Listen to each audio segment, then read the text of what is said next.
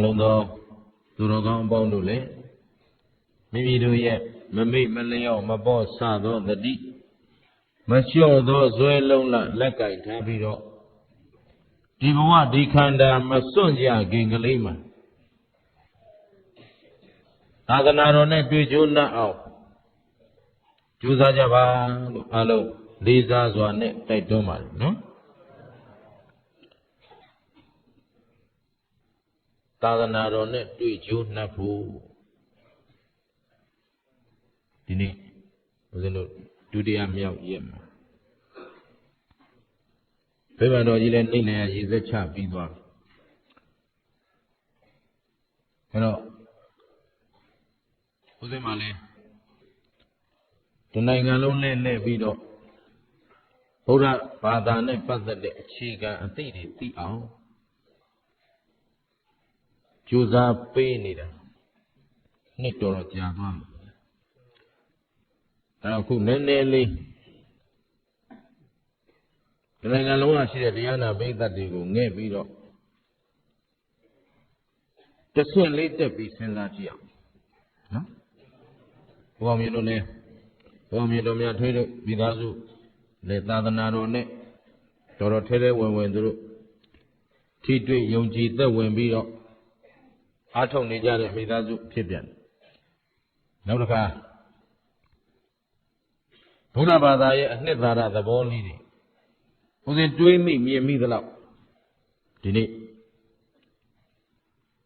Was it young John Sheetan away by Pian? So I want to a mother beetle. Go by Nian, sees it job, no? Haranya Diablo in little do the Loma, no? And about the Bodaya Soma Sura. Taman Bokuri. Machinka Naimu Bodaya Zawaka Taniapi Anamadaga Zangarama Payadi Udotoro Gonoya Somago Jana Gebudo Chichian Gebudo A Jong Parami Shidu de Ma Bodaya Soma Nago Shinka Nine Mata. Nelia Green Lare. Through lady when la Grega was the Antiba. Who lungere body. A to Ayas ya count. Hello Ayas ya count a lisura. Pana Diago like Sana. Tayaman Tangaman Tila. Tila through lady, my Bafina lay. Through the Luturupa waging or teaching. Through me in the Luturupa waging or music jenny. Time, Tupa waging my twin yara they got. Uraya Soma net, Malayo Canet Moody. Kain Zwedi, Kana Zwedi, Wada Zwedi. Through Navioba and Nilia. She is your guy, Manoma, Mayedi Gaine. Any Gaine, Fuji Benamole, Lami. Uzelle, appear your child, Namadi. She is saying that, Namadi. How Pony? I don't know about Ule, Pony, Nene Baba. To be the ruler sign of Timaba. He little Minute Megongo, Mela Grega in Pasura, wouldn't think about it. Then Buddha Soma Danga Payata or Kidney. Payashi a Soma Miago. Tadawa Mia Thick out. Payashi a Soma than US Sound Nida Chitted. Now Payasa Gago were not on it. Payas Soma were the unloaded. The father you were not to alone you. Not the lemon, Jimu, Lemon, Jimu. Lila they are Lemaludo. Meno DJ, any Lurid one me. You're like that through building. You little Piashi Goromaji, she's in Kala Rungale, any Mesa Digidia, Mako Mupa. Meno say that I will not lead it. Any Lude Lama Yausage in it. လမ်းမှန်ရောက်ဖို့အရေးဆိုတာစောစောကပြောသလိုပဲအတိတ်ကပြုခဲ့တဲ့အကြောင်းမပြည့်စုံခဲ့တဲ့ပုဂ္ဂိုလ်တွေမှာအရိယသစ္စာဓမ္မကိုသိမြင်နိုင်စွမ်းမရှိဘူးတောကိုယ်ွယ်တောင်ကိုယ်ွယ်ဒီမှာဗုဒ္ဓလို့ဆိုတဲ့သုံးလောကထွတ်ထားအတုမရှိမြတ်စွာဘုရားရှင်ကိုယ်တော်မြတ်ကြီးမြတ်စွာဘုရားရှင်ကိုယ်တော်မြတ်ကြီးနဲ့တကွဘုရားရဲ့အဆုံးအမလမ်းညွှန်မှုတွေရှိနေပါရဲ့သားနဲ့တပါးသောအားထားရာရှာတယ်တပါးသောလမ်းကြောင်းရှာတယ်ဆိုတာဒီပုဂ္ဂိုလ်သည်သာသနာနဲ့မထိစပ်နိုင်လို့ကိုလမ်းလွဲလိုက်တာဟုတ်ပြီနော်အဲ့တော့ညီလေးလို့ကိုကတော့ကွာလို့ဘုရားရဲ့အဆုံးအမကိုပဲလေ့လာတယ်ဘုရားရဲ့အဆုံးအမကိုပဲလိုက်နာတယ်ဘုရားရဲ့အဆုံးအမအတိုင်းပဲကြင့်ကြံတပါးသောဝါဒတွေငါအတွက်မလိုဘူးလို့မင်းတို့လိုတယ်ထင်ရင်သွားလေ့လာကြကြပြောလိုက်ဒီတော့တပည့်တော်တို့လိုလို့မဟုတ်ဘူးဗျာတဲ့တပည့်တော်တို့ပြောချင်တာကတပည့်တော်တို့ကတော့အရှင်ဘုရားရဲ့တရားတော်ကိုနာရလို့သိပြီတဲ့ဒါပေမဲ့တပည့်တော်တို့ပတ်ဝန်းကျင်ကလူတွေကအမျိုးမျိုးအထွေထွေဖြစ်နေကြတာကြည့်ပြီးတပည့်တော်တို့စိတ်မကောင်းလို့မှန်တယ်မင်းတို့လာကြတဲ့ကငါသိတယ်ဒါပေမဲ့ဘုံကံမရှိသူတွေဟာဘုံကံရှိသူရဲ့သာသနာနာကိုကတ်တောင်မကတ်နိုင်ဘူးကွာဟုတ်ပါလားစိတ်ဓာတ်ခေါ်အားမရှိတဲ့ပုဂ္ဂိုလ်ဒီမှာအားထားရအမှန်မန်တိုင်ကြီးရှိနေပါရဲ့သားနဲ့ဒီမန်တိုင်ကိုစွန့်ခွာပြီးတော့တပါးအားထားရရှာနေပြီဆိုကြတဲ့ကရင်ဒီပုဂ္ဂိုလ်ဒီမှာဒီသာသနာနဲ့ကြွတ်ထိုက်တဲ့ကံမပါဘူးအေးလစ်လျူရှုလိုက်တော့ဟုတ်ပြီနော်သဘောပေါက်တယ်ညီလေးလို့တို့ပင်ပန်းလာပြီကွာအဲ့တော့မင်းတို့တွေသူများတွေမှားတာဘူးတော့မင်းတို့တွေမှားမှန်သိနေကြပြီလို့ကိုမှားတာရောသိသလားလို့မေးလိုက်ဟုတ်လားသူများတွေမှားတာတော့မှားမှန်သိနေတယ်လူကလည်းခက်တော့ခက်တယ်ဘုသူမင်္ဂလာလည်းသူများအပြစ်ရှာတာတော့သိကျွမ်းတာဒီပဲကိုကြတော့မှားတယ်လို့ကိုမထင်အဲ့ဒါသူတော်ကောင်းအကျင့်လားသူယုံမှအကျင့်လားပြောရေးပြောသူယုံမှအကျင့်ယုံမှတဲ့စိတ်ကမကုံသေးတော့လေကိုပြောတာမှာနော်ဘယ်သူ့ဘုံမှမပြောဘူးဦးစင်းဟောခဲ့တဲ့တရားတွေဟာလဲနမူနာထိုးရဲ့ဦးစင်းမဲတော်ခမဲတော်ပြီးမှပြန်တောင်းမှန်းတာပေါ့ဖေတို့မေတို့ဖေတို့ပြောတာကျွန်တော်ဘယ်သူမှဘာမှပြန်မလုပ်ဘူးကျန်တဲ့လူတွေပြောရင်ပြန်လုပ်ခါမှကြောက်လို့နော်မေတို့ဖေတို့ပြောပြရစေဟုတ်လားကိုအပြစ်တွေပြောဘာလို့ပြောလဲဆိုကိုပြောတာအာနိယကင်းနော်အဲ့တော့ဘုရားရှင်ကိုတော်မြတ်ကြီးကလည်းအတ္တနာသောတယဌာနံပတိမန္တေတအတ္တနာသောအတ္တဝုဒ္ဓောတတိမဒုက္ခံဘိက္ခုဝိဟာဟိတိအတ္တနာသောတယဌာနံသောတယဌာနံပတိမန္တေထအတ္တနာတရားတဲ့မိမိကိုမိမိစောကြောပြီးတော့အပြစ်ကိုရှုပါဟောဘယ်သူကိုစောကြောစစ်ဆေးမယ်စောကြောတွေကစစ်ဆေးကိုစစ်ဆေးပြီးတော့အပြစ်ကိုရှုပါမိမိကိုယ်တိုင်ပင်လျင်မိမိအပြစ်ကိုစစ်ဆေးရ၏ဘုရားကဟုတ်ပြီနော်ဘယ်သူအပြစ်ဘယ်လိုကြည့်ရမလဲမိမိကိုမိမိစောကြောစစ်ဆေးရမယ်တဲ့မိမိကိုမိမိစောင့်ရှောက်လျက်တတိရှိသောအတ္တဝုဒ္ဓောတတိမှာတတိရှိသောသင်ယဟန်သည်ချမ်းသာစွာနေရလတံဟောလောကဆင်းရဲကလွတ်မြောက်ဖို့ချမ်းသာရရှိဖို့ဘယ်သူစစ်ဆေးရညီလေးပြောလိုက်တယ်ညီလေးတို့သာသနာပြုနည်းရှိတယ်ကွာသာသနာပြုနည်းကတခြားမဟုတ်ဘူးအဲ့ဒီမှားနေတဲ့ပုဂ္ဂိုလ်တွေကိုမှားပါတယ်လို့မင်းတို့သက်သေပြခြင်းရင်မင်းတို့မှန်တာကိုအရင်ပြလိုက်ဒီချာနာထောင်နော်ဒီစကားကလည်းဦးဇင်းတို့ကမြင်းကမာတရွာလေးဟောနေတာမဟုတ်ဘူးအဲ့ဒီကင်မရာထဲကနေသွားမယ် ကဘာလုံးကိုပြောနေတာဟင်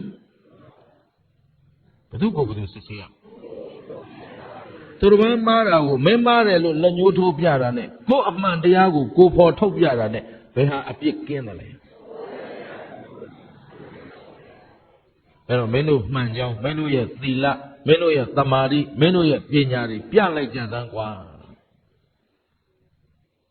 မင်းတို့လမ်းမှန်ကိုရဲရဲရဲရဲကြင့်ကြံပြလိုက်ကွာမင်းတို့အမှန်တရားကိုဆောင်ကျင်းတဲ့ဓမ္မဂုဏ်ကျေးဇူးတွေကိုသူတို့မြင်လာရင်ကျွတ်ထိုက်တဲ့လူပါလာလိမ့်မယ်မကျွတ်ထိုက်သူကမ္မတကာပဲဖျားတောင်ကုံအောင်မချွတ်နိုင်ခဲ့ဘူးလို့ဟမ်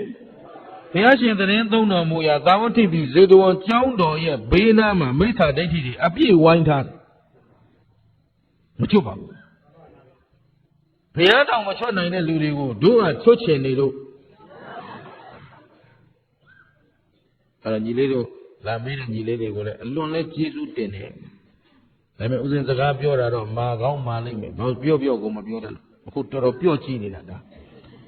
နော်အဲ့တော့ပြောလိုက်တာတော့မာကောင်းမာလိမ့်မယ်သို့တော့အကျိုးရှိအောင်ဥစဉ်ရှိရောက်လာရင်အကျိုးရှိအောင်ပြောလိုက်ပါတယ်ဟုတ်တာဝန်ကြည့်အောင်တော့ဥစဉ်တို့ထမ်းဆောင်လိုက်ပါအဲ့တော့ဒါလေးနဲ့ပတ်သက်ပြီးဒီနေ့တရားကွက်ရေးတော်လဲခါလိုက်လို့950နိဗ္ဗာန်တော်တွေမကြည့်လို့ပဲနဲ့တန်ယုတ်ပါဠိတော်နိဒာနဝက်ကတန်ယုတ်ပါဠိတော်သက္ကာထဝက်ကနေပြီးတော့ပင်စနိဝေဘယသုံးဆိုတဲ့တုတ်တော်တစ်ခုတော့တွေ့အဲ့ဒါဗာလဲနိဒာနဆိုတာဘုရားရှင်ကိုရောမြတ်ကြီးသူကိုယ်တိုင်နိဒာန်ချီပြီးသူကိုယ်တိုင်ဟောတဲ့သုတ်တွေစုထားဘုရားရှင်တော်ဘုရားကြီးသာဝတိပြည်ဇေတဝန်ကျောင်းမှာသတင်းသုံးနေတော့ဇေတဝန်ကျောင်းတကာကြီးဘယ်လိုလဲအနာတပိနော်ကျောင်းတကာကြီးအနာတပိဘုရားထံလာတယ်အဲ့တော့ကျောင်းတကာကြီးကလည်းဒီနေ့ကို3ကောက်သူစောင့်ထားတဲ့ကျောင်းပရဝဏ်လေးကိုသွားတယ်သူကျောင်းသွားကြည့်တာမဟုတ်ဘူးနော်ကျောင်းကိုဆောက်ပြီးတော့ဆွတ်လို့လှူဒန်းလိုက်ပြီသူနဲ့မဆိုင်တော့ဒါပေမဲ့ဒီနေ့3ချိန်မနေ့ဆိုမနေ့လှူရမယ်ခဲပွဲဘောဇင်ကင်ပြီးသွားတယ်နေ့လယ်ဆိုနေ့လယ်လှူရမယ်စတုမတုအစရှိသဖြင့်ကျော်ရင်ယူပြီးသွားတယ်ညဆိုညချမ်းလှူရမယ်ပန်းရည်ချမ်းစီပြီးယူပြီးသွားတယ်လှူစရာမပါပဲသူကျောင်းမသွားဘူးအဲဒီမှာအကျောင်းမညီညွတ်လို့သူမွဲသွားတော့သူမန်နေဂျာတွေအတွင်းရေးမှူးတွေဘာညာအကုန်လိန်ကြတာပေါ့ဗျာအကုန်ဝိုင်းခိုးတော့အလွန်ချမ်းသာတဲ့တထေးတောင်တက်ပြောင်သွားတော့အဲဒီလောက်ဆင်းရဲသွားတာလဲဘုရားကြောင်းသွားအပြက်ကြောင်းသွားမပြက်ဘူးဟုတ်ပြီနော်ဘာမှလူတရားမရှိတော့ပဲလေးတွေလမ်းကကျုံသွားတယ်ရိုင်းဖြစ်တဲ့နေရာဖို့တယ်သူကြောင်းတဲ့ကိုသူအဲ့ဒါလို့ကုသိုလ်ယူတာကြောင်းတစ်နေ့3ချိန်သွားတယ်ဆိုတော့သူဘာသွားလုပ်တာကုသိုလ်သွားယူတာလိုအပ်တာလေးပြင်းဟုတ်လားလူမြင့်ကဘာရွာလို့လဲလန်းကဒီနားကနေနေရင်အရင်တော့ကလည်းနေနေတာအခုလည်းနေနေတာအဲ့နားလေးကဇောက်ရှိတယ်နော်ဖြည်းဖြည်းကြည့်မောင်းသွားတယ်ဘယ်တော့မှအဲ့ဇောက်မဖို့လူမြင့်ကဘာမှာကုံရောင်းကုံဝယ်လာခဲ့ဘူးတယ်အဲ့တော့မြေတိုက်ထဲကရွံ့တယ်ကြည့်ပြီးတော့ပြန်တက်လာလဲမြဲလဲနဲ့လည်းတက်ရောမြဲလဲကစောင်းပြီးဝန်းထရနဲ့ညှိမယ်လို့တော့អော်လိုက်တာညှိတော့မညှိခဲ့ပါဘူး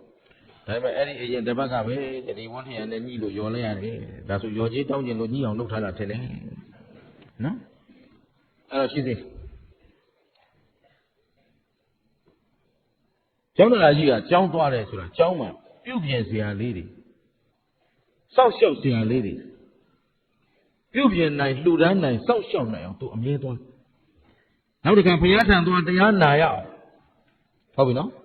ကျောင်းကံသွားတယ်ဆိုတာဘုရားနဲ့တကွတပိသားတို့ရဲ့အဆုံးအမကိုလိုချင်လို့သွားတယ်အဲ့တော့နာတပိသတိကြီးဘုရားရှိမောင်ရောက်တင်းလျောက်ပါရမှာထိုင်ကြတော့ပြီးတဲ့ချိန်အနာတပိကဘာမှမလျှောက်ရသေးဘုရားသူ့အတူနေတန်းချီပြီးပြောတယ်ဂရပတိတကြွယ်ကြီးဒါဂရပတိဝက်ဆိုတာသူကျောင်းတကာတွေကိုပြောတဲ့တုတ်တေးကြီးစုထားတာပေါ့ဗျာတကြွယ်ကြီးတဲ့အချင်းအခါ၌ပုဂ္ဂိုလ်တယောက်ဒီဘေး၅မျိုးကလည်းကင်းဝေးနေတယ်ရန်၅မျိုးကလည်းကင်းဝေးနေတယ်ဗါတယ်လေ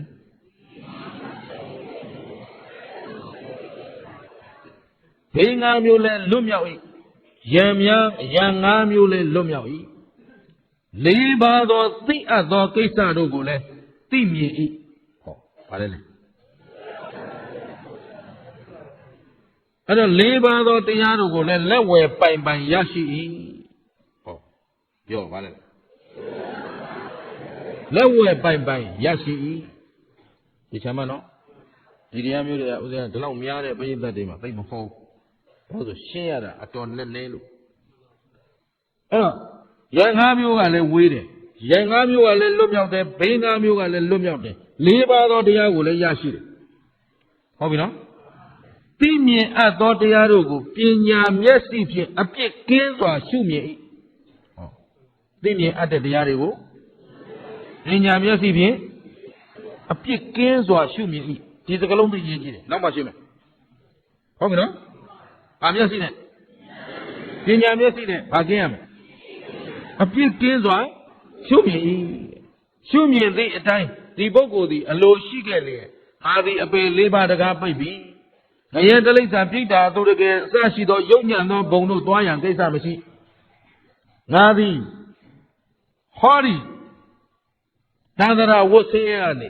လွတ်မြောက်ရန်အထက်မဲ့တို့သာသွားရရှိတော်သည်လို့သူ့ကိုယ်သူအလိုရှိရင်သိတယ်ဆိုတာသောတာပန်ပုဂ္ဂိုလ်ပြောတာပေါ့ဗျာဘာပုဂ္ဂိုလ်ပြောတာအဲ့တော့သောတာပန်ပုဂ္ဂိုလ်ဆိုတာဘုရားရှင်ကိုယ်တော်မြတ်ကြီးရဲ့သာသနာမှာဘုရားရဲ့သားတော်သမီးတော်အစ်စ်ဖြစ်ဖို့ဗုဒ္ဓဘာသာဝင်အစ်စ်ဖြစ်ဖို့ဆိုရင်သောတာပန်ဒီမှာအစ်စ်ဖြစ်ဒီစကားကတော့ဘယ်လုံးမှပြင်လို့မရတဲ့စကားဟုတ်ပြီနော်ဘယ်လုံးမှလည်းစောရကတက်เสียမရှိဘူးသောတာပန်မှမတည်သေးရင်ဒိဋ္ဌိလည်းမကွာသေးဘူးဝိသိကိစ္စလည်းမကွာသေးဘူးဝိသိကိစ္စဆိုတာဘုရားပေါ်မှာတန်တရားရှိတယ်တရားပေါ်မှာတန်တရားရှိတယ်သံဃာပေါ်မှာတန်တရားရှိတယ်ပေါ်မမှန်နော်ဘုရားတရားသံဃာကလွဲပြီးတော့ကိုးကွယ်ရာရှားပြီးဆိုတဲ့လူတိုင်းမှာဟောဒီဝိသိကိစ္စရှိနေတယ်ဘုရားနဲ့လည်းမလုံလောက်တရားနဲ့လည်းမလုံလောက်သံဃာနဲ့လည်းမလုံလောက်ဘုရားအဆုံးအမနဲ့လည်းမပြည့်စုံဘူးလို့ဒီလိုထင်တယ်ဒါကြောင့်လောကဝါဟာရအသုံးတော့အယူဆတွေများစွာမရှိဘူးလားအဲ့ဒီလောကဝါဟာရထဲမှာနစ်မွနေတဲ့ပုဂ္ဂိုလ်တွေဟာဘုရားအဆုံးအမကိုလည်းသိမြင်နိုင်အောင်မကြိုးစားဘုရားအဆုံးအမနဲ့ပြည့်စုံကုန်လုံးခြင်းရဲ့အ내အဓိပ္ပာယ်ကိုလည်းမသိတော့ဗေဒမန္တလည်းအာကိုတာပဲအုံအောင်ဂါထာမန္တမန္တရားတွေရောတို့ဘုရားသာသနာမှာဂါထာမန္တရားမပေါ့တန်တရမန္တရအတတ်တွေမလို့ဟမ်ရှင်းတယ်နော်ကောင်းပြီဒါကိုခုနအချက်တွေရှင်းရနေပဲသွားအောင်ဂါပတိသကြွကြီးအပြင်ပုဂ္ဂိုလ်သည်အကျဉ်ခါ၌ဘေးငါးမျိုးရံငါးမျိုးကကင်းဝေး၏တဲ့ဒါဘာကိုဆိုလိုတာလဲဆိုတော့တကြွဘုရားသူကိုယ်တိုင်မထပ်ရှင်းဟုတ်ပြီနော်အနာတပင်ကမေးရလားသူ့ဟာသူဏိဒံပြောပြီးသူ့ဟာသူဟောတာလေဒါပဲဘုရားရှင်ကိုယ်တော်မြတ်ကြီးစီဒါအမတန်အရေးကြီးလို့ပဲလို့မှတ်ရနော်ဘုရားသည်အကျိုးမရှိရင်ပြုံးတော့မပြုံးတဲ့ဘုရားကအခုဘယ်သူကမှမမေးရမမြန်းရမလျှောက်ရပဲနဲ့သူကိုယ်တိုင်ပဲနှုတ်ကနေထုတ်ဖို့ဏိဒံချီသူကိုယ်တိုင်ပဲဟောတယ်ဘေးငါးမျိုးဆိုတာဘာလဲဆိုတော့ကွာတဲ့တစ်သူများအသက်တတ်လိမ့်မရှိတဲ့လူဟာသူများအသက်တတ်ခံရခြင်းဘေးမှာလွတ်ကင်းနေတခါသူတို့ဘာကငါ့ကိုလှုပ်ကြံပါလားလို့ကြောက်နေရတဲ့ယံကပေါ့ကင်းဝေးတယ်တဲ့ဒါသောတာပန်ဆိုတာငါးပါးသီလခါဝဝဆိုခဲ့သူမြဲသွားတယ်ဆိုတော့အတိသီလဖြစ်သွားတော့သူ့မှာသူများအသက်တတ်တဲ့ကံရှိသလားသူများပစ္စည်းခိုးတဲ့ကံသူများသားများစော်ကားတဲ့ကံမှုသားပြောတဲ့ကံသေရသောက်တဲ့ကံဘေးငါးမျိုးဆိုတာဒါကိုပြောတာသူများအသက်တတ်တဲ့ဘေးသူများအသက်တတ်တဲ့ဘေးသည်ကိုယ့်ကိုအသက်ခံမှကြောက်နေရတဲ့လူဆိုတာသူများကိုတတ်တဲ့လူကကြောက်ရတာလားမတတ်တဲ့လူကကြောက်ရတာသူများအသက်တတ်လိမ့်ရှိတဲ့သူကသာကိုယ့်အသက်ခံမှကြောက်ရတယ်သူတစ်ပါးကိုယံပြုတ်လိမ့်ရှိတဲ့ပုဂ္ဂိုလ်ကသာမိမိယံပြုတ်ခံမှ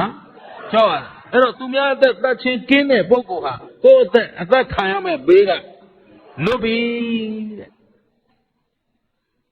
ရှင်းလားအားလုံးသဘောပေါက်သလားဘုရားရှင်ရဲ့တရားတော်တွေဟာအမတန်ရိုးရိုးရှင်းရှင်းလေးနော်အဲ့ဒါဟောဒီမှာအန္တပုထုဇဉ်အကန်းတွေကအဆန်းအပြားတွေထွင်ပြီးတော့ဆန်းတာကြိုက်လို့လိုက်ရှာနေကြလို့တရားနဲ့ဝေး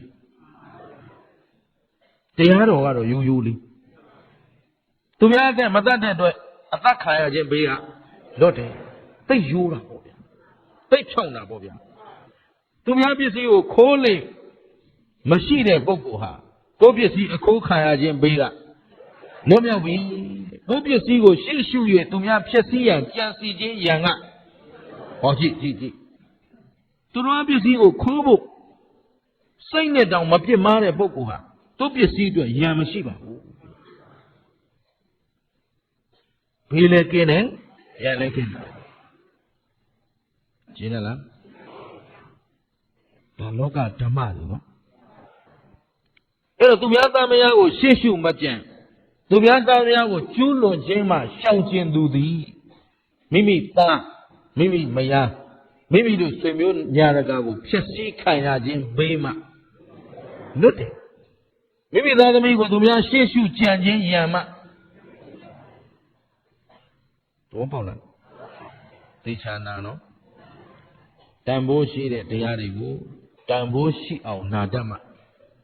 ဘုရားရှင်ကိုယ်တိုင်ဒါရှင်းပြနေတဲ့စကားတွေကိုယ်အပေါ်တစ်လုံးမှမပါသေးဘူး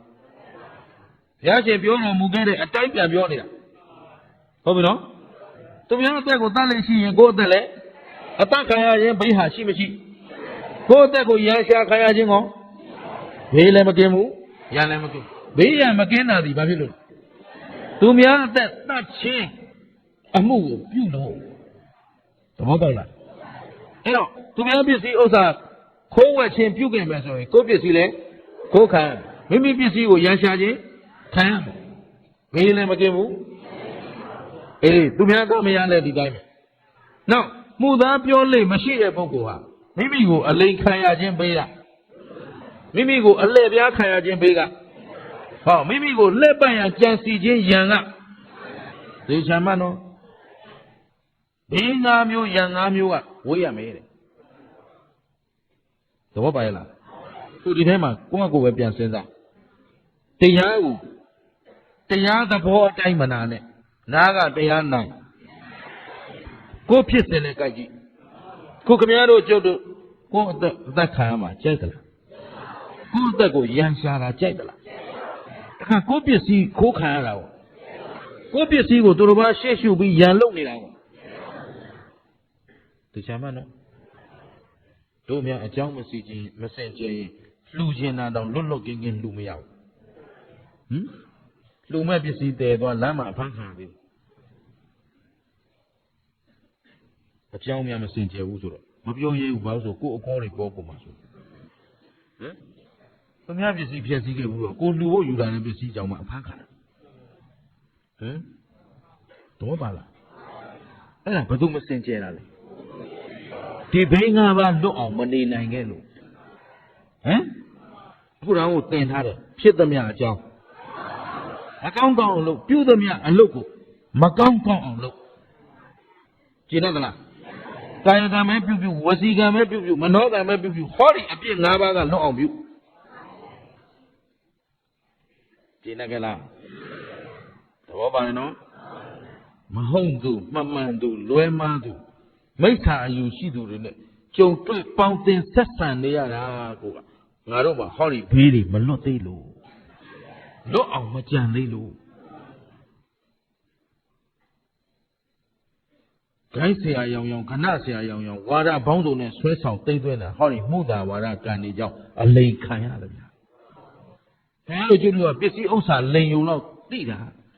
အဲ့တော့အဲ့ဒီပစ္စည်းဥစ္စာလိန်ရှာခဲ့ဘူးတဲ့ဘုရားအခုအယူဝါဒလိန်နေနဲ့တွေ့တဲ့ခါကျတော့ဟောတတန်တရားလုံးမောက်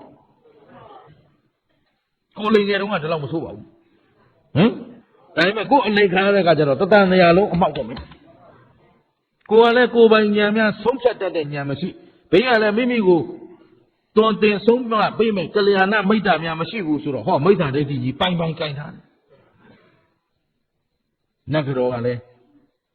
ဘာမှမသိတဲ့နတ်ကတော်ဘုရားမလွတ်နိုင် तू ကအဲ့ဒီသူများကိုလည်းလိန်နေတယ် तू ကိုယ်တိုင်လိန်ရတာလည်းခြေနဲ့နေ သူ့မှာသမာဓိဖြစ်လမ်းကြောင်းပေါ်ရောက်ဖို့ဖုံးကံပါရမီမရှိဘူးခိုင်းเสียကခိုင်းเสียအလျောက်ဘာနဲ့ပေါင်းဆိုမရှိဘူးလားဟဲ့လားဒါကိုခင်ဗျားတို့ရက်ွက်သေးတုံးနေတဲ့ကောတုလခလမင်္ဂလာတွေဆိုတာအတော်တော့ကြောက်เสียကောင်းဦးဇင်းဆရာသမား6တက်ကြီးဘုန်းကြီးပြန်တော်မူတော့ပြန်တော်မူတာတော့ကျောင်းပေါ်နေမှာလမ်းလျှောက်ရင်းနဲ့နော်ဒါမှမဟုတ်တတ္တဝါတွေရဲ့ခန္ဓာဟာ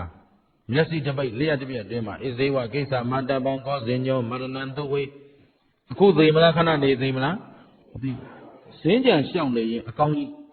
ပထမတလန်းကံကထောက်ပံ့တယ်ရနိုင်တယ်နောက်တလန်းဖြတ်ချလိုက်တယ်ဘုံဆိုပြလိုက်ပါဦးဇင်းတော့မမြင်လိုက်ရဘူးအဲ့ဒီချိန်ဦးဇင်းကဒီဘက်မကွေးတိုင်းထဲမှာ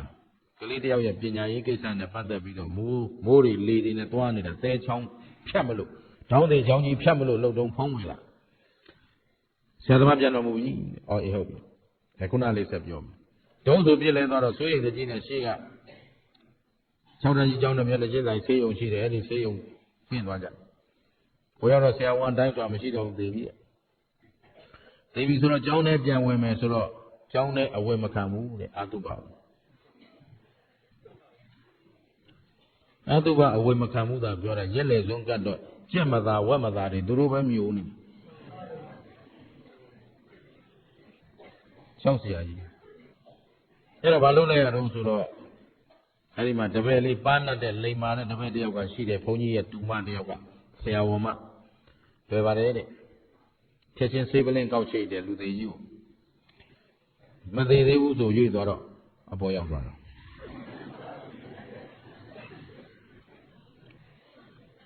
သေမမသာထင်းနေတာခုခင်ဗျားတို့ငုတ်တုတ်ကြီးတွေပါလေလို့သူ့ပါလားအာသူပါလားဒီအာသူပါတွေကြဘာလို့အဝင်ခံတာတော့ဟမ်ကြောက်စရာကြီးလောကတကဥစဉ်ခမဲတော့ဆုံးတော့ဒီလိုပဲသူတို့ကလည်းရေစက်ကဆုံးတယ်ခမဲတော်ကြီးကလေတယောက်တည်းဘယ်မှမသွားတတ်လို့ထင်ပါရဲ့တရားကွက်တယ်ပဲသူနဲ့ယောဂအတူတူတလန်းထဲမှာ2ယောက်ဖြစ်နေဟိုဘက်ကအဖွားကြီးဒီဘက်ကအဖိုးကြီးပေါ့အဲ့တော့သူရင်သေးမလားငါရင်သေးမလားကြည့်တော့အဖေကရင်သေးတယ်နောက်တရင်ကျော်လမ်းပြင်းနေမနေ့ပိုင်းဆုံး9နာရီလောက်ဆုံးတော့အဖေမှန်ထားတယ်ငါ့ကိုသေသေးချင်းချတော့တယ်မင်းထားမနေနဲ့တဲ့ဒါဟိုခဏမှားတဲ့စကားဆိုတော့အဖေဖြစ်နေတဲ့ဆန္ဒဖြစ်ကိုဖြစ်ရမယ်ဖြစ်ကျင်တော့အဲ့ဒီနေ့မှာအာသုဘကားတွေကလည်းတစ်စင်းမှမအားဘူးအလောင်း40ကျော်နော်ဒါစီမံသားရတစ်ခုတည်းကပို့ရမယ်ရမစုမပါသေးဘူးအဲ့တော့မန္တလေးမြို့မှာနာမှုကူညီတွေဒီလောက်များတာဘယ်သိမှအကူညီတောင်းလို့မရတော့ကားငှားရတယ်အဲ့ဒါ6000ပေးရအဲ့တော့ငါးခဲ့ပြီအာသုဘကားကြီးရှိထိုးလဲ2နာရီကိုတကြိုမယ်1နာရီအရောက်ဆိုတော့12နာရီကိုရောက်နေပါပြီကားကလည်းငှားထားတာဆိုတော့ကားထိုးပြီးကားစားပဲရှိသေးတယ်ဟိုဘက်ကမသားသေးပြီတဲ့လို့ကဲတရားထဲ2ယောက်သေးဘယ်လိုလုပ်ကြနောက်သေးရင်ဆိုတော့ဟိုနောက်သေးတဲ့လူက3ရက်လောက်ထားကြနေတာတဲ့ကျုပ်ကခုချကြတာဘယ်လိုလုပ်ကြမသာကိုရှေ့နောက်ရွေးနေတယ်အဲ့တော့ဟိုဘက်ကပြာကြီးပြာနဲ့လာတယ်ဘုန်းကြီးတဲ့ဒီကဘုန်းကြီးကမဲတော်ကြီးဆိုအေးဟုတ်တယ်ကွာတပည့်တော်တို့အမေလည်းသိပြီးအေးဟုတ်ပြီအဲ့တော့ပြောသွားကြတာပေါ့နော်အဲ့လိုမဟုတ်ဘူးတဲ့တပည့်တော်က3ရက်လောက်ထားခြင်းသေးတာနဲ့ဆွေမျိုးစုံအောင်တဲ့ဟောအဲ့ဒါလိုလားအဲ့ဆိုရင်ငါနောက်ထပ်3ရက်စောင့်အောင်မပေါ့နော်အဲ့ဒါဘယ်လိုလုပ်မလဲလွယ်ပါတယ်ကွာလွယ်တယ်ဘာမှမဟုတ်ဘူးဘုန်းကြီးဘယ်လိုလုပ်မလဲရေချိုးပြီးပြီလားလို့မင်းအာတုပမချိုးရသေးဘူးမချိုးရသေးတဲ့ထားလို့ငါထွက်သွားမှချိုးလိုက်လို့ဘာမှမဟုတ်ဘူးရေမချိုးတာချိုးရတယ်ရှုပ်နေတာခင်ဗျားတို့လောကမှာရှုပ်နေတာနော်ခန္ဓာဘယ်နှပါဘာသစ္စာအဲ့လိုအော်တော့လည်းဖြောင်းနေတာပဲဘောပါသလားဟောဒီမှာလောကကျင့်ဝတ်တယ်တကယ်ကအဲ့ဒီအယူဆတွေထက်ကြောက်ရမှာသူများအသက်တတ်တာဟုတ်သူများပစ္စည်းခိုးမိမှာဟုတ်သူများသားများစော်ကားပြစ်မှာဟုတ်မှုသားပြောပြစ်မှာဟုတ်သေရဲ့နှုတ်သုံးပြစ်မှာဟုတ်ဒါကြတော့ဂောဘကအရက်ပုံးစုထားပြီးတော့မှကြောက်မှာတော့မကြောက်ပဲဟိုမကြောက်မယ်ဟာကြောက်ရှင်းလားသဘောပေါက်သလားဖ ရားပွဲလုံးမလို့ဆိုအရင်ဆုံးစုတာပါလဲဆိုတော့အရက်ပုံဟိုအထက်ဖက်ပဲပြောတာပါဒီကံမပြောပါဘူးဒီဘောပဲမယ်လာရှုပဲမယ်အဲ့ဒီပဲပြောနော်အဲ့ဒါနောက်လိုက်မှသွားမှဆိုသိကြောက်စရာမလိုသေးဘူးအဲ့တော့ဘုရားပွဲဟေးဆိုအရင်ဆုံးဆိုင်တန်းတွေရောက်လာဘာဆိုင်တန်းလဲဆိုတော့အရက်ဆိုင်တန်းဟိုအထက်ရှမ်းပြည်မှာဒီမှာမပြောဘူးနော်ဘီယာဆိုင်ရဲ့အရက်ဆိုင်ရဲ့အရင်ဆုံးဘာလို့ကောပကလည်းသူတို့ကိုအရင်ဦးစားပေးချပေးတယ်ရှမ်းပြည်နယ်ကကောပကကြီးတော်တော်ဆိုးတယ်နော်အမမင်းတို့ဆိုတော့သူတို့စီကမှငွေများများရတာဟုတ်လားအဲ့ဒါပြီးတော့လာပြောတယ်ကလေးတွေအရွယ်မတိုင်ခင်အရက်တောက်ကြတာတဲ့ဟုတ်တယ်အဖေမေကအရက်ရောက်မှတော့သူတို့ရက်တောက်တာဘာဆန်းလဲလို့မျိုးသဘောပါသလားကြောက်တင်တာကြတော့မကြောက်တင်တာကြတော့အဲ့ဒါဘုံကံမဲ့သူတွေနဲ့နေရတာဒီတိုင်းပဲဟိရှင်းသလားဘုံမရှိကံမရှိသူတွေဟာလမ်းမှန်ကိုမသိဘူးရှင်းတယ်နော်ကြောက်ချင်းကြောက်ရင်သူများအသက်တတ်ရမှာကိုဒါတော့ခင်ဗျားတို့ဘုရားဆေးဖျားရမှာကြတော့မကြောက်ဘူး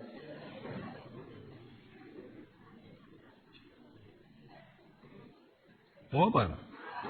ဓမ္မရာဩဇာသုံးရမှာမကြောက်ဘူးဘာလို့သူ့အပင်ရောင်းကောင်းဖို့အရေးကြီးတာဘသူသေးသေးခုခင်ဗျားတို့မျိုးနေတာတွေအစိတ်တွေဘယ်လိုနိုင်ငံသားဆိုတာဒီနာပတ်ဝန်းကျင်ပေါ့လေဒီနီးနားလေးတွေရောက်ဖူးတာပါအဝေးကြီးလည်းမရောက်ဘူးပါဘူးအဲ့ဒါဒီနားလေးတွေရှိတဲ့နိုင်ငံတွေကိုကကျုပ်တို့နဲ့ဘာမှမဆိုင်တော့ဘူးဟိုကသူတို့နိုင်ငံတွေကိုဓာတ်မြေဩဇာသုံးထားတယ်လို့စမ်းသပ်တွေ့တာနဲ့အဲ့ဒီအပင်အဲ့ဒီအသီးနှံလုံးဝအဝင်မခံတော့ဓာတ်မြေဩဇာသုံးသောပစ္စည်းပိုးသတ်ဆေးသုံးသောအစားအစာကိုလုံးဝမစားကြတော့ဘူးသူများနိုင်ငံတွေကအပြိုးသားကျမ်းမာရေးအတွက်စောင့်ရှောက်တယ်တို့ကတော့တစ်မျိုးလုံးပြုံးရေးအတွက်စီမံကိန်းချပြီးတော့မျိုးပြုံးဖို့စစ်စင်ရေးလုပ်နေတာအဲ့ဒါသဘောပါသလားတင်းတို့နိုင်ငံကိုအရင်ဆုံးကယ်ခြင်းရစားဦးစီအရင်ရပ်ပြ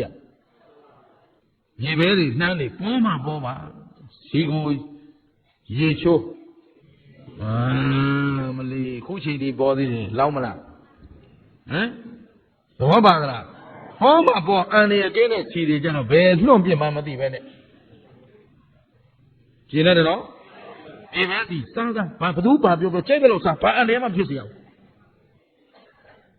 တလုံးတို့အမျိုးတွေဒါစားတာဘာအစီမှမပိတ်ဘူးဟင်ရှင်းတော့အဲ့ဒါကြည့်လာတော့မယ်ဟောဒီ၅ပါးပြီးရင်၄ပါးသောတရားနဲ့ပြည့်စုံမယ်ဘာနဲ့ပြည့်စုံ၄ပါးသောတရားကဘာလဲဆိုတိဗုဒ္ဓရှင်တော်ဘုရားသည်အရဟံလူ၌ဥခိုက်ပူဇော်တိုက်တော်ဘုရားဟုတ်မဟုတ်သမ္မာသမ္ဗုဒ္ဓောသိတဲ့သိတိုက်သိအပ်သောတရားမှန်သမျှအလုံးစုံသိသောပုဂ္ဂိုလ်ဟုတ်မဟုတ်ရှင်းလားဘုရားကတခါလေဟောဒီယုတ်ကလစီတွေများဟောထားလိုက်တာအနုမြူပရမအနုမြူနဲ့တခါလေမျက်စိနဲ့မမြင်အပ်တော့တဲ့အမတန်သိငယ်တဲ့အမုံလေးတွေဒီခွဲခြမ်းစိတ်ဖြာဟောပြီးသားဒီနေ့ကျမှသိပ္ပံပညာရှင်တွေဟာ nucleus atom molecule လုံးနဲ့ပြင်းသေးတယ်တို့ဘုရားနှစ်ပေါင်း2500ခန့်ဟောပြီး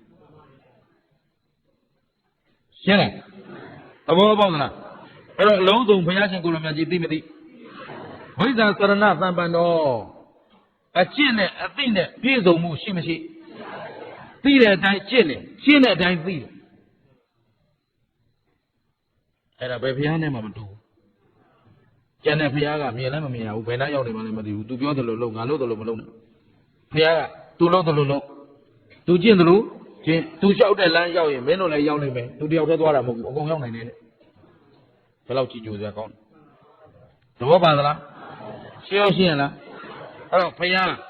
အရဟံသမ္မာသမ္ဗုဒ္ဓဝိဇ္ဇာသရဏသမ္မနောဒုက္ခတောဘုရားရှင်ဟာမကောင်းသောစကားကိုဆိုသလားကောင်းသောစကားကိုဆိုကောင်းသောစကားဆိုတာအကျိုးရှိသောအကျိုးစီးပွားကိုဖြစ်ထွန်းစေသောလမ်းမှန်ကိုပြတတ်သောအမှားကိုဖြေဖျောက်တတ်သောကောင်းသောစကားရဲ့အ내တွေဖွင့်ရင်အများကြီးဟမ်ဘုရားအကျိုးမရှိတဲ့စကားကိုမပြောဘူးအမှားမှဆုံးမတဲ့စကားအဆုံးမမပါတဲ့စကားကိုမပြောဘူးအကောင်းဆိုခွဲပြတယ်အမှားမှခွဲပြတယ်အကြောင်းကျိုးခွဲပြတယ်ရှင်းသလားလောကဝိတုလောက၃ပါးရဲ့ဆရာတစုဖြစ်မဖြစ်ယုံသလားယုံသလား လောကသုံးပုံအလုံးစုံမြင်မမြင်သိမသိသိရင်ဖယားလွယ်ပြီးနောက်ထပ်ဘာလို့သေးလို့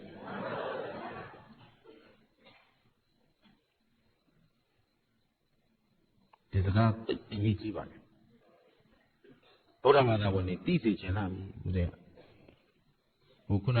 လူငယ်လေးတွေလာပြောသလိုပဲသူတို့လည်းသူတို့ယင်ထဲမှာတော်တော်ကလိဖြစ်နေပုံရပါတယ်ဦးဇင်းကလည်းကိုချင်းစာလို့သူတို့ခတ်ဖိပြီးလေးပြောလွှတ်လိုက်တယ်ဘာလို့ဆိုတော့အဲ့ဒီအပူကကိုကပူလာဒီလူလေးအတော်တနာစရာကောင်းနေတယ်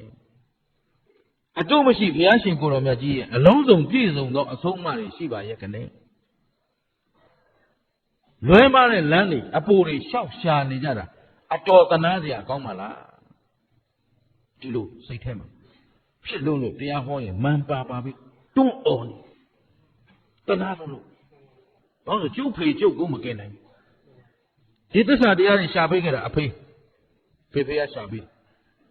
ဒါပေမဲ့အဖေသိညာနေတော့ရတရားလည်းချီဟောခဲ့တဲ့တရားတွေရှိပါတယ်ရတရားလည်းချီပါ၏အဖေလည်းသိပါ၏ဟမ်ဒါရိုက်ဓာတ်ဆင်လည်းလုပ်ပါ၏အဖေလည်းသိပါ၏ဟုတ်ကလားဘာလုပ်လို့မှမရဘူးသိမျိုးဟာသိပါဒါပေမဲ့နှမျောတာဒါဦးဇင်းသစ္စာဆိုပြီးပြောရတယ်အဖေကိုဓာတ်ရိုက်ပြောခဲ့တဲ့စကားခမဲတော်ကြီးလို့ခမည်းရှာပေးလို့ဒီသစ္စာတရားကျုပ်သိတာကျုပ်ရင်လာတယ်ခမည်းသိမှမနှမျောဘူးဒီအယူလွဲတာနှမျောတယ်ရှင်းလားရရချေပေးပါလေဟောအဖေဦးခမဲတော်ကြီးဖြစ်နေတော့သူ့ကျေးဇူးတွေလည်းကို့မှာဆက်မကုန်တော့ဖြစ်ချင်တာလုပ်ပေးတယ်ဒါပေမဲ့ပြန်ပြောပြတယ်အဖေခြေတော့ခြေပြီးပြီတီတော့သိမှာပဲသိမဲ့ယောဂဆွတ်တက်ပြီးသားဘာမှလုံးမရတော့တာကြီးကိုရရချေရမလားဒါရတတ်စင်လို့ဘယ်နည်းနဲ့မှမကင်နိုင်ဘူးနှလုံးသွင်းမှအောင်ရေးသိပြစမ်းပါဗျာဟောဒီကျုပ်တို့ခြံထဲမှာကျုပ်တို့တော့အားဖြစ်အောင်အမိတ်ကြတယ်လို့ပြောတယ်မေတော်ကြီးကကျတော့ရေးနဲ့ပြတ်သားတယ်ရေးသိဝဲဝင်သွားတယ်ဘာတစ်ခုမှရရချေတယ်ဓာတ်ရတဲ့စလေအရင်တော့ကအမိသွားခြင်းလို့သွားရတယ်ထင်တာတောင်ပြုံးသွားရတနာကူသွားဆိုဘယ်ဟုတ်မလဲနောက်ကအဖေခိုင်းတာဆိုတော့နောက်မှသိအမေကပြန်ပြောတယ်လေတို့အဖေကြောင့်သွားတာတဲ့ငါဒါတွေကိုသစ္စာတရားသူပြောတဲ့တရားနာပြီးကြတဲ့အယုံကြည်မရှိဘူးဟုတ်ကလားအဲ့တော့တရားသိဖို့များအမှန်တန်ခဲရင်နေကွာတရားရှာပေးတဲ့အဖေတောင်သိမသွားဘူးဖြစ်ဒီများတငယ်ချင်းတွေရှင်းပြနေတာအဟုတ်အဖေကလေဝိပဿနာဘလို့ရှုယုတ်ကဘလို့နာငါဘလို့ဟောပြနေတာအဟုတ်သေခံဒီမှာကိုယ်ကပုံလို့တော့ပါသလားငါမသိခြင်းသေးဘူးတဲ့မသိခြင်းဘူးဆိုလို့ရရင်အကုန်အတ္တဖြစ်ကုန်မှာပေါ့အတ္တလားအနတ္တလားအနတ္တတရားဘယ်သူပိုင်တော့ဘယ်သူကိုအစိုးရတော့ကျင်းတော့နော်အဲ့တော့ခမည်းပြောမှသစ္စာသိတရားနာဝင်ရတဲ့ကျုပ်ကတော့လေလို့ခမဲတော်ကြီးမှတ်သွားသမှာဗျာလို့မသိခင်ဖရာရဲ့တရားရဲ့တန်ခါရဲ့လွဲရင်ကျုပ်ဘာတစ်ခုမှခေါင်းထဲမှာမထားဘူးအကုန်ပြစ်လိုက်ပြီရှင်းအဲ့တော့ခမဲတော်ကြီးကဘာပြောတော့ဆိုဦးစင်းနဲ့သိခံမှာဦးစင်းကဦးစင်းကိုတဲ့လောကီကလောကီတတ္တဗျလောကုတ္တရာကလောကုတ္တရာတတ္တဟောဒါဖြင့်ဘုရားဟာလောကဝိတုမဟုတ်ဘူးပေါ့ဦးတဲ့လူပိဉာဏ်ကလေးတယ်အားနော်ဒါတပုတ်ကိုတရားလုံးကျက်ရကြမှာရတာဟုတ်လားလူပိကိုကယူလေးပဲစဉ်းစားတတ်တယ်ဗျာအဲ့တော့ခင်ဗျားတို့ဘာလဲခင်ဗျားတို့ပဲစဉ်းစားကြည့်ကြဘုရားကုံတော်ကြီးဒီတိုင်းရွတ်နေတာပဲအရဟံသမ္မာသမ္ဗုဒ္ဓဝိဇ္ဇာသရဏသမ္မာနောသုခရောလောကဝိတုဟုတ်လားလောကဝိတုလောကသုံးပါးကိုအကုန်စင်သိမြင်သောဆရာတဆူဖြစ်တော်မူသောမြတ်စွာဘုရားဟုတ်လားဒါပြင်အကုန်သိတယ်ဆိုရင်သူပြောခဲ့တာအကုန်ပါပြီးသားလို့ယုံကြည်ထိုက်မယုံကြည်ထိုက်အဲ့တော့ခင်ဗျားပြောတယ်လို့ဆိုဘုရားကလောကီမကျွမ်းဘူးလို့ခင်ဗျားပြောချင်သလားရှင်းလားဘုရားလောကီကြိုးစီးပွားမဆောင်နိုင်ဘူးလို့မင်းတို့ချုပ်ချင်သလားဒါပဲရှင်းလား ဘုဒ္ဓမင်္ဂလာလည်းအယောင်းဝယ်တယ်အများကြီးလုပ်ဖို့ဘယ်ပေတင်ဘယ်ရရဘာတစ်ခုမှမဆောင်ဘူးယရနာ၃ပါးပဲယင်နေဆောင်ပြီးတနိုင်ငံလုံးလျှောက်သွားနေတာရှင်းတယ်လားသဘောပေါက်တာရှင်းနေတယ်တို့မှာယုံကြည်ချက်ရှင်းတော့စိတ်ထဲမှာရှင်းနေတယ်ဘာမှဝိသိကိစ္စရှိဘူးအကြောင်းကောင်းရင်အကြောင်းမှန်ရင်အကြောင်းပြည့်စုံရင်ဟာဒီတစ်ခေါက်ရောင်းဝယ်တာအဆင်မပြေဘူးကွာဩမပြေဆိုအကြောင်းမကောင်းလို့အကျိုးမကောင်းအကြောင်းမစင်ကြယ်လို့ဟာကိုပစ္စည်းတွေကိုခါရတယ်ဟောငါခိုးတာလူမိပြန်ပြီဟမ်ကိုကသူများခိုးတာလို့ကိုပစ္စည်းခိုးခါတယ်အာငါပစ္စည်းတွေရန်လောက်ခါပြန်ပြီဟိုကိတ်ကတာဒီကိတ်ကတာနဲ့တားထားပြန်ပြီတော့ဩငါလေသူများပစ္စည်းရန်ရှာခဲ့ပုံရတယ်ဟမ်သဘောပါလားအကြောင်းစင်ကြယ်မှာဟောဒီမှာရန်ဘေးကင်းကြောင်းရန်ဘေး၅ပါးကင်းကြောင်းဘုရားပြောမပြောသူများအသက်မတတ်ရင်ကိုယ်သက်တတ်ရမယ်တတ်ချင်းခံရမယ်ဘေးရန်ကကင်းဝေးတယ်သူများပစ္စည်းမခိုးရင်တို့ပစ္စည်းခိုးခံရမယ်ဘေးကသူများသားမယားမစော်ကားရင်ကိုယ်သားမယားစော်ကားခံရမယ်ဘေးကချက်တွေးနော်ဘေးလည်းကင်းတယ်ရန်လည်းကင်းတယ်ကိုယ်ကမှုသားမပြောရင်ကိုယ်ကိုအလိန်ခံရခြင်းဘေးကလည်းဝေးတယ်ကိုယ်ကသေရမတော့ရင်နော်တွေးဝေမိုက်မဲခြင်းဘေးကကင်းဝေးတယ်အခုဗုဒ္ဓသာသနာရှိပါရဲ့နဲ့လေမျိုးစုံသောအားထားရာတွေရှာနေကြတယ်ဟောဒီသူရာမေရယကံရဲ့အပြစ်တွေဝေနေတယ်မိုက်မဲနေတယ်အမှန်တရားနဲ့ကပ်ရကြီးအမှားရှာနေအဲ့ဒါဟောဒီသူရာမေရယကံရဲ့အကျိုးဆက်တွေခင်ဗျာရှင်းလားဒါမို့ဗုဒ္ဓဖရာပူဇနိယပွဲတော်ကြီးတွေမှာဒီယာဆိုင်ရဲ့ဆိုင်များဟာအတော်ရှောင်ရှားတဲ့ကိစ္စလို့မယုံကြည်ကြဘူးလားမရှောင်သင့်ဘူးလားကဲလူငယ်တွေအားလုံးပါဘုရားပွဲသေးမှမတော့နဲ့ကြံတဲ့နေရာလာခဲ့ငါတိုက်မယ်ဟမ်ဒီလိုလုပ်ရမလို့ဖြစ်နေပြီနော်ပွဲသေးတဲ့တော့မင်းတို့သပိတ်ပေါက်ကြပါကွာဒီဘက်မှာအဝတိုက်မယ်ဟုတ်လားသဘောပေါက်သလားကဲထားလိုက်တော့လောကဝိတုအနုတ္တရောပုရိသဓမ္မတာရတိမယင်ကျေးသေးတဲ့လူယောက်ျားလူမိန်းမနတ်ယောက်ျားနတ်မိန်းမတို့ကိုဘုရားယင်ကျေးအောင်ဆုံးမနိုင်သွားရှိမရှိဟုတ်ပြီနော်တတ္ထာဒေဝမနုဿာနံဒေဝမနုဿာလူနတ်မြမတတ္တဝါတို့ရဲ့ဆရာရှင်းလားဆရာပါဆိုမှတော့သူဆရာလို့ပြောထားရင်သူပြောတဲ့အတိုင်းလိုက်နာယုံပဲနောက်ထပ်ရှာစရာလိုသေးလားအဲ့လိုယုံကြည်သွားတဲ့တစ်ဖရာပေါ်မှာအကျွမ်းမဲ့ယုံကြည်ခြင်းလက်ဝဲပိုင်ပိုင်ရသွားတယ်ဖရာမတပါးကိုးကွယ်ရဗုဒ္ဓောမေတရဏံအညာနတ္ထိဗုဒ္ဓံတရဏံကိသာမိဗုဒ္ဓံပူဇေမိဘယ်ကြားဦးမှာနော်ခဏဥဒ္ဓမင်္ဂလာကျွတ်ကြော်တယ်ဟုတ်လားဗုဒ္ဓောမေတရဏံအညာနတ္ထိမေငါဟာဗုဒ္ဓောဖရာမလွှဲ၍ကိုးကွယ်ရမရှိဗုဒ္ဓံတရဏံကိသာမိဖရာကိုသာကိုးကွယ်ရဟူ၍စိကပ်ပါ၏ဗုဒ္ဓံပူဇေမိဗုဒ္ဓရဲ့အဆုံးအမအများအားအကျွမ်းမဲ့ယုံကြည်လိုက်တာကျင့်သုံးခြင်းဖြင့်ပူဇော်ပါ၏ဗျာတန်တရားမရှိဘူးဝိသိကိစ္စမရှိဘူးသဘောပါလားအကြောင်းအကျိုးပေါ်မှာဉာဏ်ရှင်းတယ်အယူလွဲစရာလည်းမရှိဘူးအုံလည်းအာမကိုဘူးဖွလည်းအာမကိုဘူးရေရလည်းအာမကိုဘူးဘေးတယ်လည်းအာမကိုဘူးဘိုးတော်တွေနေကြတော့ဟုတ်လားရသေးပြီတောင်းဆရာပေါင်းဘလောက်ပေါ်ငါအတွက်တော့မင်းတို့ကအချင်းနှီးပါပြီကွာရှင်းလားတတိမရှိတဲ့အကြောင်းပါရမီနည်းတဲ့ချွတ်ရင်းပြက်ပြားသူတွေကိုသာမိစ္ဆာအယူကဆွဲဆောင်လို့ရပါတယ်ပါရမီကံပြည့်စုံပြီးသားလူတွေကိုဘယ်လိုနည်းနဲ့မှသိမ့်သွင်းလို့မရဘူးကျင့်တတ်သလားသူခင်ဗျားတို့မှာအကြောင်းပါရမီတွေပါပြီးသား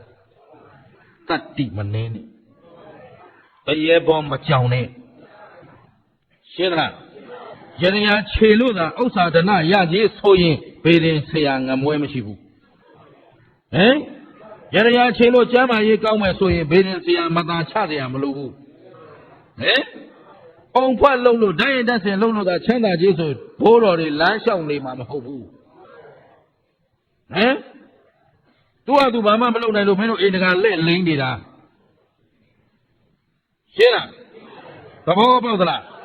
အဲ့တော့အဲ့လောက်အသိဉာဏ်မခေါင်းပါကြပါနဲ့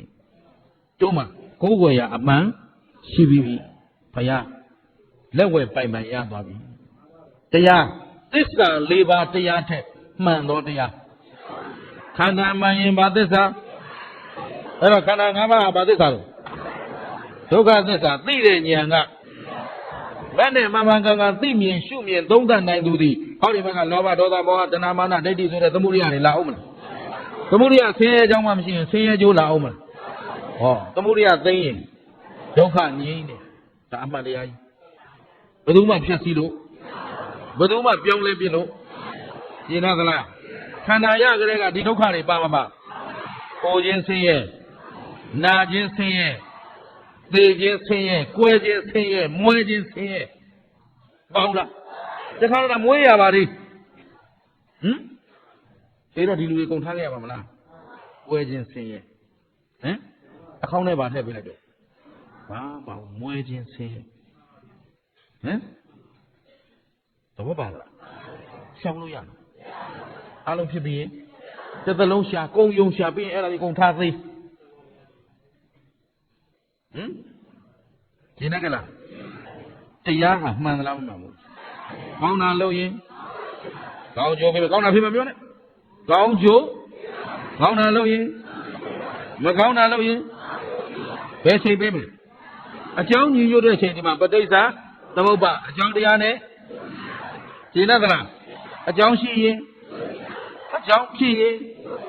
အကြောင်းချုပ်ရင်ရှုံးသလားဒါကဲ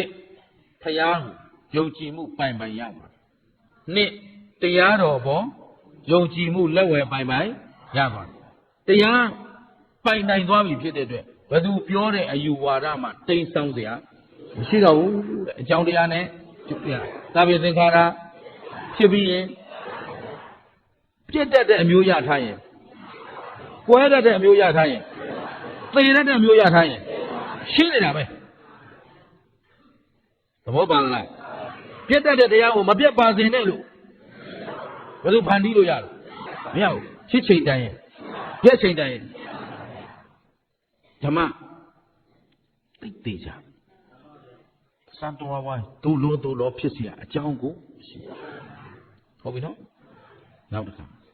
တန်ခါဆိုတာဗုဒ္ဓရဲ့အဆုံးအမတိုင်းကောင်းစွာကျင့်ကြံအားထုတ်ကျွတ်လွတ်ထွက်မြောက်သူကိုပါခေါ်လာတယ်တန်ခါအဆုံးအမတိုင်းကျင့်တယ်မှာတန်ခါမကျင့်တန်ခါမခေါ်ဘူးရှင်းတယ်နော်ဘုရားအဆုံးအမတိုင်းကျင့်ကြံနေတာကိုမှပါခေါ်တယ်တန်ခါမကျင့်ရင်တန်ခါမခေါ်ဘူးအဲ့ဒါလည်းရဲတင်းဆုံးပြဘာမှသို့လောတန်တရားဖြစ်နေကြမလို့အဆုံးအမနဲ့လျော်ညီအောင်မကျင့်ရင်တန်ခါမဟုတ်ဘူးဟုတ်လားအဲ့တော့တန်ခါတော်သည်သူတော်ကောင်းတို့အတွက်ယုံကြည်အားထားတတ်သူဟုတ်မဟုတ်သူကိုယ်တိုင်လည်းဘုရားရဲ့အဆုံးအမတိုင်းကျင့်သူတော်ကောင်းတို့ကလည်းဘုရားတိုင်းအဆုံးအမတိုင်းပြန်လဲဟောပြောညွှန်ကြားဆုံးမတတ်သူသည်မိမိတို့အတွက်အားထားရအမှန်ရှင်းတယ်နော်ဘုရားဆုံးမနဲ့တွေ့ပြီးပြောနေရင်တန်ခါမဟုတ်သလိုအားထားရလဲမဟုတ်ဘူးဒါပြက်သားဆုံးပြဖို့လို့သို့တော့တန်တရားဖြစ်เสียမလို့ဟာသင်္ကန်းကြီးပတ်ထားပြီးဗေဒင်တွက်ပေးတယ်ဟာအဲ့ဒါဘုရားအလုံးမဟုတ်ဘူးတို့လည်းမဆိုင်ဘူးအသွားနဲ့အားကိုးစရာမလိုဘူးပူဇော်စရာလည်းမလိုဘူးရှင်းတယ်ဘောပေါက်အဲ့ဘုဘဆက်ပြောတော့ကိုယ့်ကိုကြည့်လို့နော်ဘာလို့လောကဖုံးကြီးတွေကများတော့ယဟန်နေအတိုက်ခိုက်ခံနေရယဟန်နဲ့ဖုံးကြီးလည်းပြောပြီးပြီနော်ယဟန်နော်ယဟန်ဆိုတာဘုရားရဲ့အဆုံးအမတိုင်းကြည်ကြံနေတာယဟန်ဖုံးကြီးဆိုတာဖုံးကြီးအောင်ရှော့လုပ်နေတာဘုံကြီးဘုံကြီးများနဲ့ယဟန်များဘယ်တော့မှမတည့်ဘူးယဟန်ကတော့ရာမရှာပါဘူးဘုံကြီးတွေကရရှာတယ်တော့ပါလားကြည်ရောကျင့်တတ်လားဦးစင်းရှေ့ရောက်လာတဲ့တရားဓမ္မတွေရှင်းဖို့လို့တာဘယ်သူကျင့်တတ်တာမကျင့်တတ်တာသူ့မင်္ဂလာပြီးမဆိုင်တို့တော့ကတော့ဘာမှမဆောင်ဘူးမြေကြီးပေါ်လာတာမြေကြီးလည်းပြန်သွားလို့ဘာမှမဆောင်တော့ပါလားကောင်းပြီဘုရားရဲ့တရားရဲ့သံဃာမှတပန်းကိုယ်ွယ်စရာနောက်တစ်ခါဟာလိမ့်မယ်အဓိသီလသောတာပန်တည်ပြီးသားပုဂ္ဂိုလ်သည်မြည်သည့်အခါမှသီလကျိုးပေါက်ခြင်းမရှိတော့ဘူးဒီတော့သီလကျိုးပေါက်ခြင်းမရှိတော့ဟောဒီတရား၄ပါးကိုအပိုင်ရထားတဲ့ပုဂ္ဂိုလ်သည်နောက်အပယ်သွားစရာ သူအလိုရှိရင်သိတယ်တဲ့ငါအပယ်သွားစရာရှိတော့ပိတ်တာလည်းမဖြစ်တော့ဘူးအတူတကယ်လည်းမဖြစ်တော့တလိษံလည်းမဖြစ်တာမှဟောဒီလိုလူပြန်ဖြစ်ခဲ့ရင်တော့စောအာနာမချသစ္စာနာပုဂ္ဂိုလ်မဖြစ်တော့အနာကြီးယောဂမဆွတ်ကတ်တော့ဘူးအေဒီဘီဒီစီတွေကြောက်ဆံမလို့နော်ဘလို့ဆိုတော့အဲ့ဖြစ်မဲ့အလုံးမျိုးနဲ့သောတာပန်ပဲလွတ်တော့မလဲသဘောပါကလားရှင်းသလားကြင်ကြည့်သားဘုရားရှင်ကိုတော်မြတ်ကြီးကအနာတပိန်တထေးကြီးကိုသူဖရာသာသနာရဲ့အစွမ်းတတ္တိတွေကိုပြောနေတာအကျဉ်းခါနဲ့အကျဉ်းပုဂ္ဂိုလ်ဒီယံ၅ပါးကလည်းဝေဤဘိန်း၅ပါးကလည်းဝေဤ၄ပါးသောတရားကိုလက်ဝယ်ပိုင်ပိုင်ရဤဟုတ်ပြီနော်ကောင်းပြီအဲ့ဒီနောက်ကသူပါလာတယ်သိသိတိုက်သောအမှန်တရားတွေကိုပညာဖြင့်ပါလေကြံသေးတယ်အပြစ်ကင်းစွာသိဤဘယ်လိုခုဘုရားပြောထားတဲ့ကောင်းတာလို့ရင်ကောင်းကျိုးပေးမယ်မကောင်းတာလို့ရင်အဲ့ဒီအတိတရားအပြစ်ရှိသလားချွင်းချက်ရှိသလားဘေးတော့ဆိုးကျိုးဒီချလုံးနော်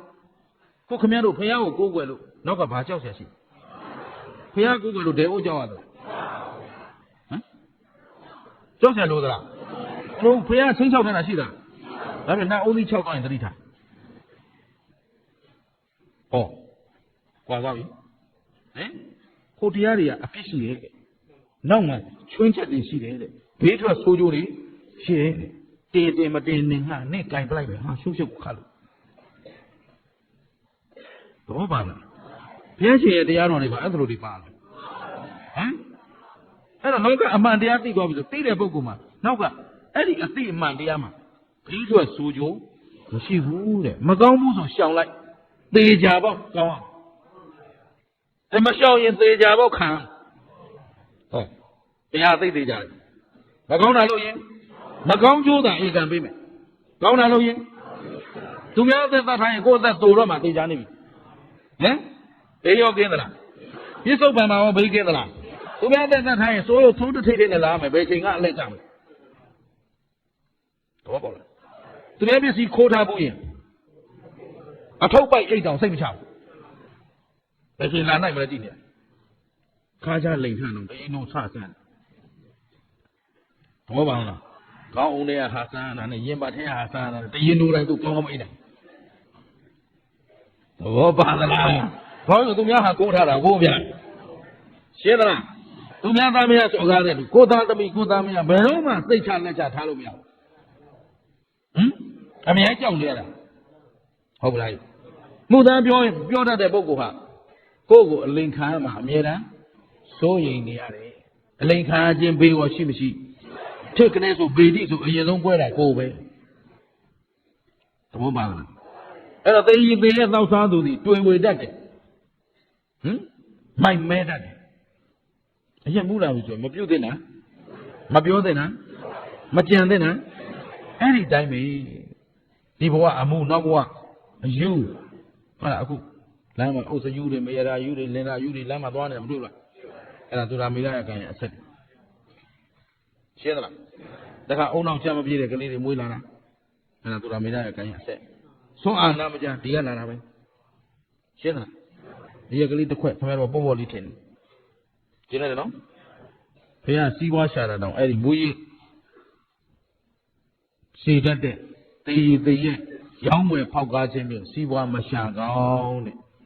ဂောဘကအရေးရောင်းတာတော့မတတ်နိုင်ဘူး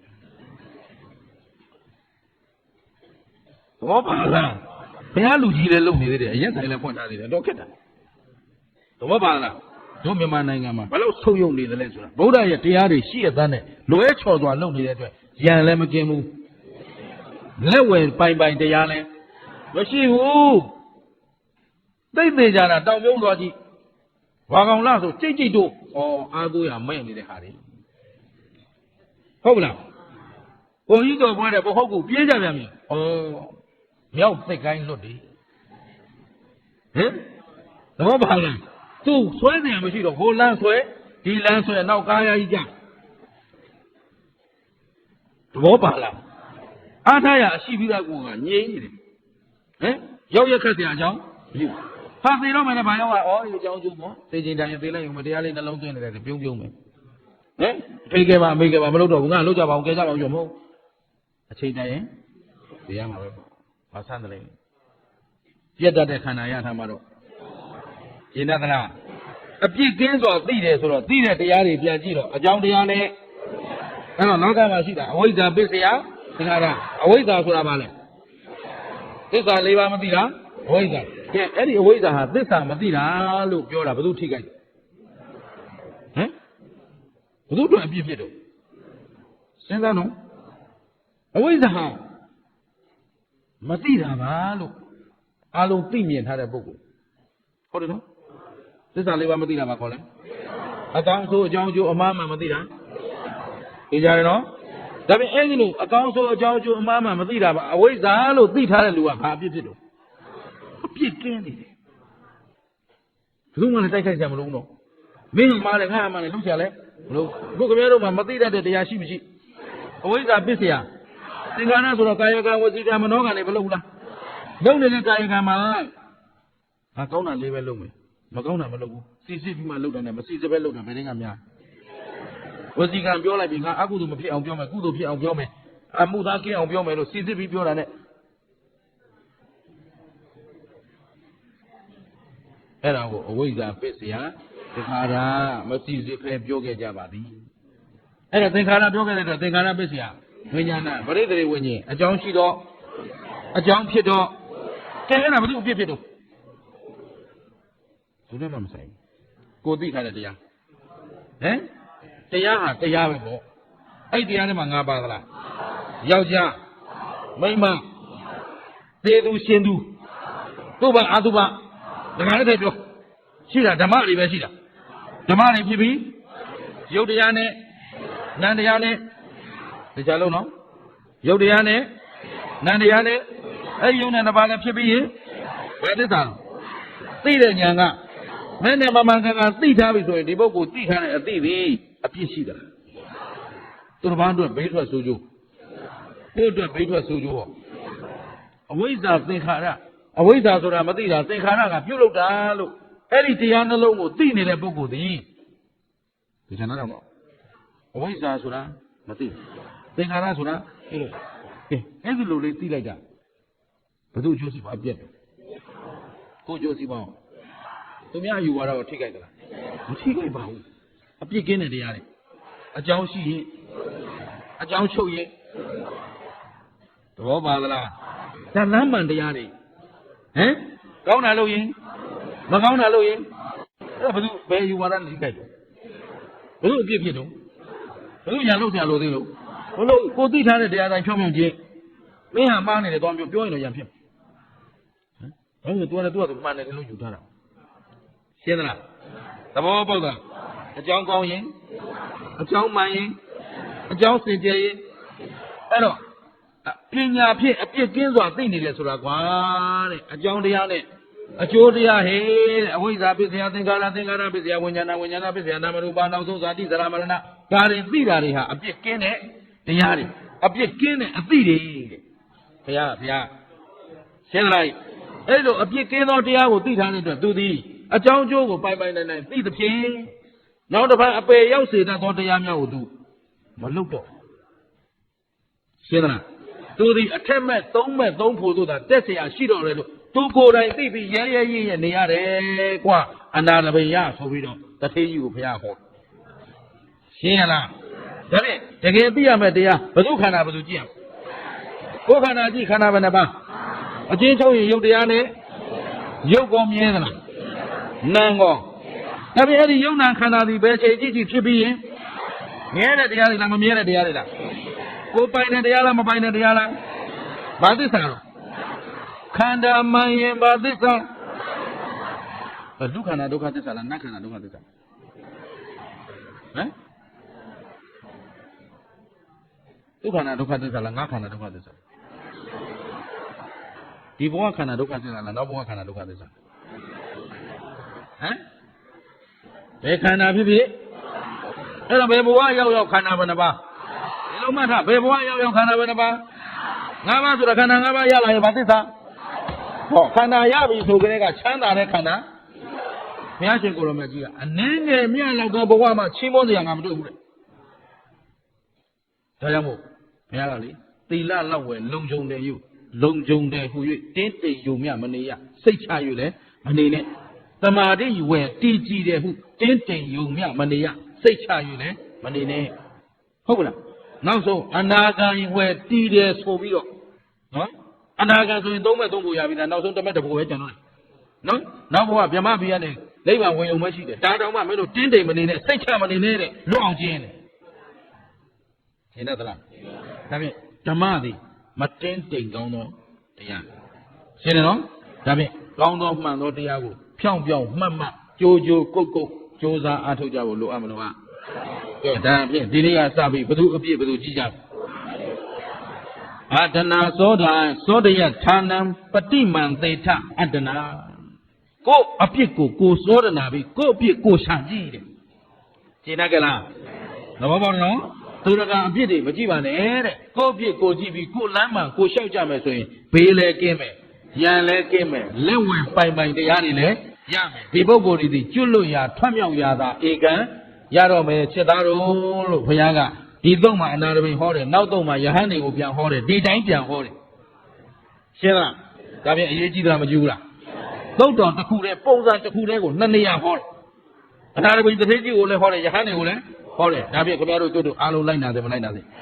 အဲ့တော့ရံဘေးကင်းကြောင်းဘယ်သူကိုယ်တိုင်အားထုတ်ရမှာဘေးကခတ်သိမ်းကင်းချင်းစိတ်သတိဆိုုံနဲ့ရပါမလားဒါပြန်ဘယ်သူကိုယ်တိုင်လမ်းမှန်လျှောက်ဖို့လိုတယ်အဲ့တော့လမ်းမှန်တရားသည်ဘုံကံရှိသူတို့ရဲ့တရားဘုံမဲ့ကံမဲ့များအနာမသိနိုင်ဘူးဒါလေးမှတ်ထားရပြီးသားဘုံကံမဆုံးရှုံးစေနဲ့အတုံးချမှအတုံးကြမှတန်ဖိုးရှိမှကိုဘဝတန်ဖိုးကိုသိရှင်းလားတာမန်ပုဂ္ဂိုလ်တွေမဟုတ်ဘူးတို့ကဘုရားသာသနာနဲ့တွေ့နေတယ်သစ္စာတရားနာခွင့်ရထားပြီဒီချိန်လွတ်အောင်ယောဒါဖြင့်ဘုဒ္ဓခန္ဓာဘုသူကြီးကိုယ်ခန္ဓာကိုယ်ကြီးခန္ဓာဘယ်နှပါဘယ်ချိန်ကြီးဖြစ်ပြီးရဲ့ကဲဘာသစ္စာသိတဲ့ဉာဏ်ကသေတာကနောက်ခန္ဓာမလာတာကသစ္စာဘယ်နှချက်ကဲကဲတော့သစ္စာ၄ချက်တစ်ပြိုင်တည်းကြိုက်မှသာလေတန်တရာဝတ်တွင်းကလွတ်ကင်းနိုင်မှာဖြစ်တဲ့အတွက်မမေ့မလဲအောင်မပေါ်ဆန်သောတတိမလျှော့သောဇွဲလုံးလာလက်ကင်ထားပြီးတော့ဗုဒ္ဓအဆုံးအမနဲ့တွေ့ကြိုက်မှကိုယ်ပိုင်တရားအမြန်ရအောင်ရှာကြလို့တိုက်တွန်းရင်းနဲ့နားကြစို့